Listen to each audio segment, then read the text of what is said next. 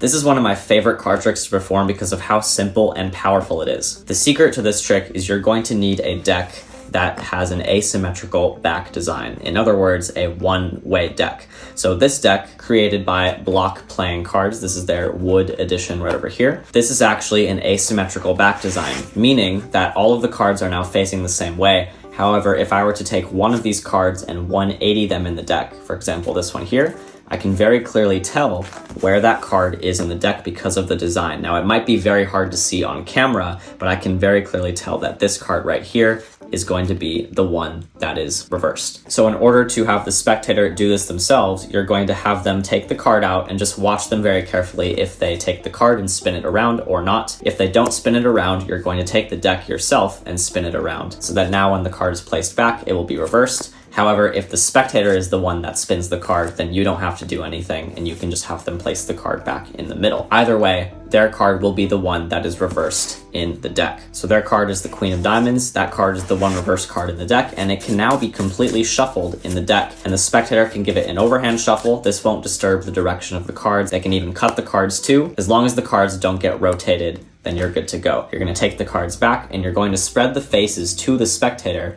but what you're going to be looking at are the backs of the cards. And you're simply going to have them look out for their card but to not say anything, and you're just going to try to get a sense of where they're thinking their card is. And you're just going to be able to see where it is in the deck because of this back design. I can already tell the Queen of Diamonds is right here. So I will do this in little blocks, just show them a little block, and if it's not there, I'll continue. And now I can tell I'm at it, and I will center it so that the card is in the middle, and I will say, actually, I'm sensing something here, and all I'm going to do is take out a small chunk of cards, including their selection here that I can see in the back, and now I can just start eliminating cards one by one from either side until I get closer and closer to the middle, and then I will be left with two cards, and I sort of like to make it seem like I'm going to give them the wrong one. However, at the last second, I'll put it down and say, this is your card.